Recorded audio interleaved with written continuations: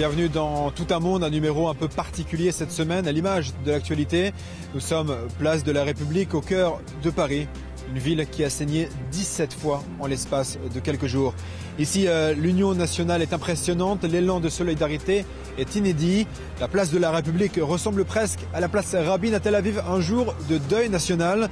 Ensemble, dans cette émission, nous allons aller à la rencontre de ceux qui ont été attaqués, la presse libre et la communauté juive de France. Je vous propose de commencer avec l'interview que Caroline Forest nous a accordée devant l'épicerie cachère attaquée. Je vous rappelle que Caroline Forest a travaillé longtemps pour Charlie Hebdo. Écoutez-la. Caroline Forest, bonjour. Bonjour. Quel est votre sentiment aujourd'hui, 3 jours après l'attaque de Charlie Hebdo et au lendemain de cette attaque contre l'hypercachère ? Toujours déterminée à mener le même combat que je mène depuis 15 ans contre l'intégrisme et tous les racismes, et donc contre l'antisémitisme. Vous savez, à Charlie, on a beaucoup dénoncé la montée de l'antisémitisme en France. J'ai fait moi-même beaucoup d'enquêtes sur Dieudonné, sur Soral, dans Charlie Hebdo. Donc le choix de leurs victimes, il est cohérent avec tout ce qu'ils représentent. Et il nous unit depuis toujours et il continuera à nous unir dans la résistance à tout ce qu'ils représentent. La campagne de charme qui a ému beaucoup de monde à travers la planète, lorsqu'elle s'est exprimée dans les médias, a dit « J'en ai marre d'entendre me dire que je suis raciste lorsque je parle de l'islam radical ». Vous comprenez ce qu'elle veut dire ? Oui, bien sûr, puisqu'on est tous ciblés depuis des années, pas simplement par les intégristes, mais par quelques personnes qui leur trouvent des circonstances atténuantes. Et j'ai pas arrêté de répéter ces jours derniers que ceux qui traitent d'islamophobes, des gens qui luttent contre le racisme et l'intégrisme, nous mettent des cibles sur la tête. Donc à un moment donné, il ne faut pas simplement pleurer les morts et être un peu décent le jour où on les enterre, c'est bien évidemment. Mais il faut continuer à être vigilant toute l'année, notamment sur les réseaux sociaux où l'incitation à la haine est décuplée. L'incitation à la haine raciste sous toutes ses formes, et Charlie se battait contre le racisme anti-musulman, contre le racisme anti-juif, contre tous les racismes. C'est peut-être là où ils ont commis une erreur terrible de nous prendre tous pour cible en même temps, parce que...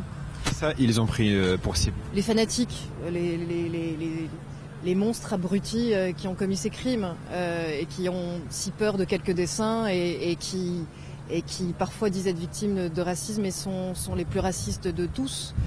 Mais la campagne de charme a accusé une certaine gauche, justement, d'être assez conciliante avec l'islamisme.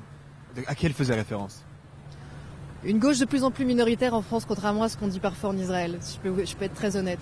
Et j'ai eu l'occasion de le dire à Tel Aviv dans des conférences, lors des débats avec Alain Finkielkraut, pour qui j'ai par ailleurs beaucoup de respect, mais il y a une gauche, il y a une ultra-gauche, parce qu'honnêtement, c'est vraiment une gauche très radicale, qui bien sûr, sous prétexte du conflit israélo-palestinien, de lutter contre l'impérialisme américain, a été dans une forme de complaisance, en tout cas nous a beaucoup manqué dans la vigilance, et même parfois nous a enfoncé quand on avait besoin au contraire d'être soutenu. Mais cette gauche-là est ultra minoritaire en France, ultra minoritaire, bien même avant le massacre. Ça veut pas dire que c'est pas grave, c'est grave. Mais je peux vous dire que ce que moi je constate depuis hier, c'est que ça fait 10 ans qu'on se sentait pas seul, c'est pas vrai, on était soutenus en France. Mais on n'était peut-être pas aussi relayés qu'on le voulait, justement contre ces points d'aveuglement-là. Et depuis hier, j'ai l'impression que tous les articles que je voulais écrire et qu'on écrivait à quelques-uns, j'ai des milliers de collègues nouveaux, des gens sur Twitter, des gens sur Facebook, qui étaient peut-être silencieux avant et qui là ne laissent plus rien passer. C'est ça que j'espère qu'il va continuer. Alors j'ai une dernière question justement sur Israël. Vous savez, nous sommes arrivés cette nuit et hier, je faisais le tour des plateaux télé et beaucoup critiquaient la France qui se réveillerait trop tard et qui aurait fermé les yeux sur la menace islamiste et qui ne voulait pas voir ce qui se passait dans ces banlieues. Est-ce que vous êtes d'accord ? Est-ce que vous pensez que c'est un jugement erroné de l'étranger ? Vous savez, j'en ai vraiment marre des instrumentalisations politiques sur ce genre de dossier. Je sais très bien d'où vient ce petit refrain et à quelle sauce il est destiné. C'est juste totalement faux. C'est-à-dire qu'on n'a pas arrêté en France de parler de l'islamisme depuis 10 ans. On n'a pas arrêté d'avoir des débats.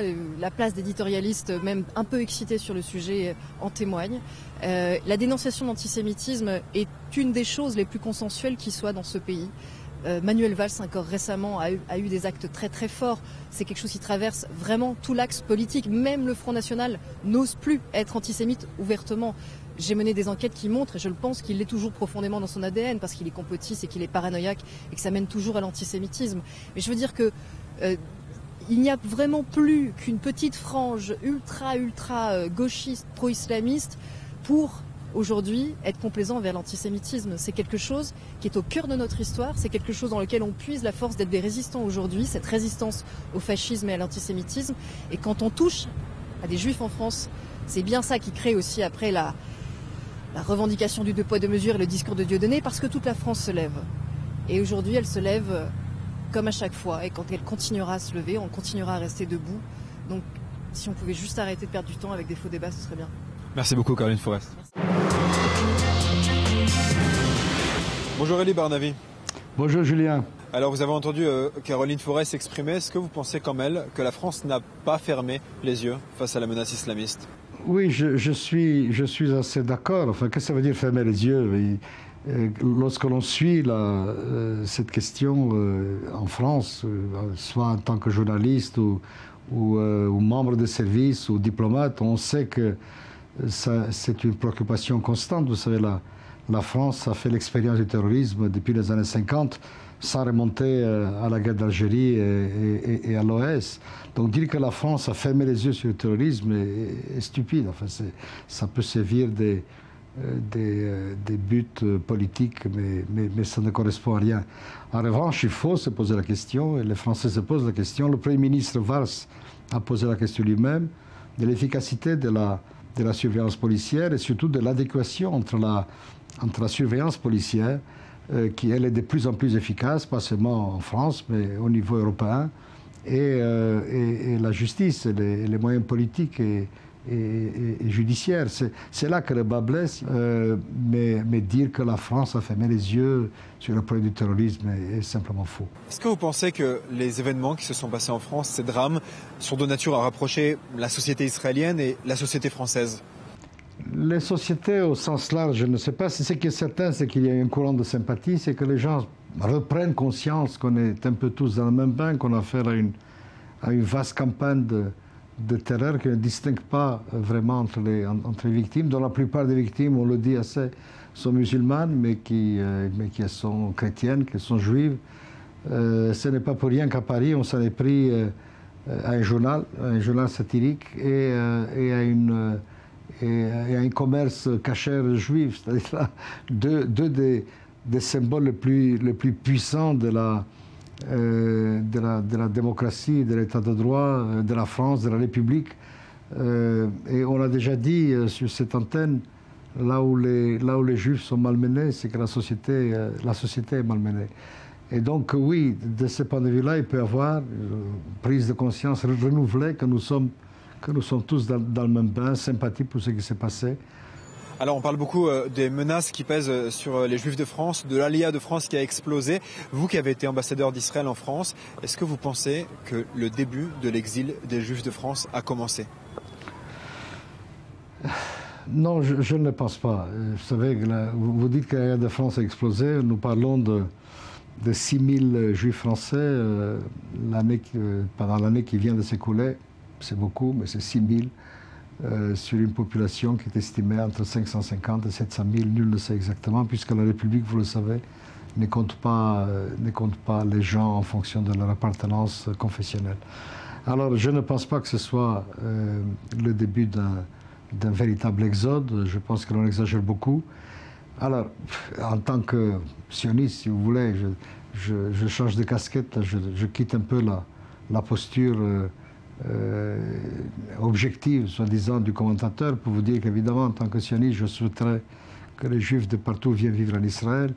Mais il faut que ces choses soient dites et faites pour de bonnes raisons. Si on a l'impression que les Juifs de France doivent quitter parce que la France vivrait dans les années 30, une ressuscité de la montée du fascisme, le danger au coin de la rue, des pogroms, je crois qu'on est là dans le fantasme le plus complet et le plus dangereux, parce que rien ne sert de paniquer, de provoquer la panique au sein de notre communauté.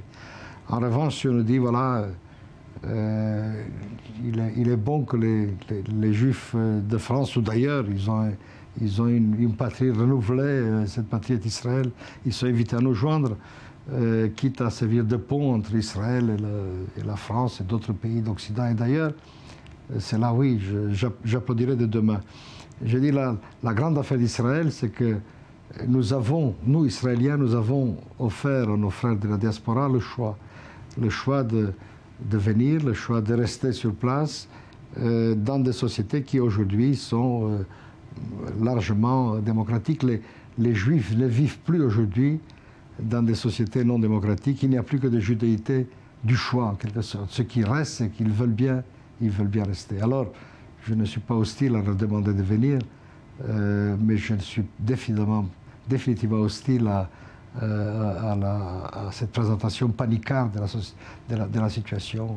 Sharon s'est déjà essayé, il s'est brûlé les doigts, on lui a demandé fermement d'arrêter et il a compris lui-même, je le sais parce qu'il me l'a dit, que c'était une erreur de le dire de cette manière. Merci beaucoup, Elie Barnavi, d'avoir été avec nous. Je vous en prie. Nous sommes ici à quelques mètres de l'entrée de l'hypercacher où a eu lieu cette prise d'otage et où 4 personnes ont perdu la vie. Nous allons aller à la rencontre de la communauté juive de France pour cette émission spéciale de Tout un monde au cœur de Paris traumatisé par ces attentats. Nous allons voir l'état d'esprit de la communauté juive de France. Monsieur le grand rabbin, bonjour. Bonjour. Merci beaucoup de nous recevoir. Vendredi, on a demandé aux juifs de ne pas aller à la synagogue et de rester chez eux par mesure de sécurité. Après l'attaque contre l'épicerie cachère, est-ce que vous pensez que quand on donne ce genre d'instructions aux Juifs en 2015, les Juifs ont encore leur place en France?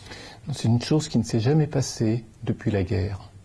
Je rappelle que la grande synagogue de la Victoire, où j'ai prié ce Shabbat, est restée ouverte jusqu'en 1943.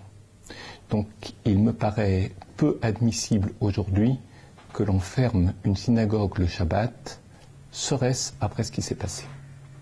Et donc vous pensez que les Juifs ont leur place en France? Les Juifs ont leur place en France. La question de l'Alia est totalement différente. Lorsque l'on est juif, on résiste. On a cette force de l'esprit pour résister à ce qui fait mal au monde. Et en tant que Français juifs, nous apportons notre dimension juive dans cette résistance de l'esprit contre la barbarie. Dans quel état d'esprit la communauté se trouve aujourd'hui, 24 heures après cette attaque contre l'épicerie? La communauté juive est bouleversée, profondément bouleversée, aussi bien pour ce qui s'est passé à l'hypermarché Cacher vendredi, que pour ce qui s'est passé porte de Châtillon avec le meurtre de cette policière, aussi bien que mardi, lorsqu'a eu lieu ce meurtre ignoble au journal Charlie Hebdo. Et je voudrais d'ailleurs rappeler, pour que ça ne soit pas oublié, je sais que tous les juifs n'ont pas un rapport très étroit avec l'anarchisme, avec le caractère libertaire de cet organe qui s'appelle Charlie Hebdo. Mais je rappelle que pendant des périodes où nombre de médias en France attaquaient Israël, donnaient raison systématiquement au parti palestinien, Charlie Hebdo, par la voix de son directeur de rédaction Philippe Vial, a tenu des chroniques qui étaient extrêmement équilibrées, et je dois dire pour ma part que ce sont les fois où j'ai acheté Charlie Hebdo, c'était précisément pour lire ces chroniques de Philippe Vial. Monsieur le Grand, une dernière question. Vous ne pensez pas que face à l'accumulation de tous ces événements et l'aggravation peut-être aussi du caractère violent de ces événements, les pouvoirs publics ne sont pas tout simplement dépassés? Les pouvoirs publics, en tout cas pour certains, en avaient conscience depuis un certain temps. Nous ne sommes plus dans des attaques à main armée, nous ne sommes plus sur des violences privées, c'est un état de guerre. Et lorsqu'une guerre commence, on le constate, mais on ne sait pas jusqu'à quand elle continuera. Or aujourd'hui, c'est une guerre qui est en train de s'installer en France contre la République française. À partir de là, et je reviens à mon point de départ, chacun est libre de faire son alia. Et de fait, les Juifs qui, quant à eux, vivent en France et qui restent en France, doivent intellectuellement, spirituellement, par les mots, par les écritures, par les actes, par le comportement, attester qu'ils résistent à cet état de guerre, sans quoi, eh bien, cela s'appellerait de la trahison à son pays. Merci beaucoup, M. Grand-Rabbin. Merci à vous. C'est la fin de ce numéro spécial de Tout un monde au cœur de Paris, une ville meurtrie, une ville qui devra s'unir comme le reste du pays pour faire face à la menace que pose le terrorisme sur la cohésion nationale. Passez une excellente et paisible semaine. À dimanche prochain.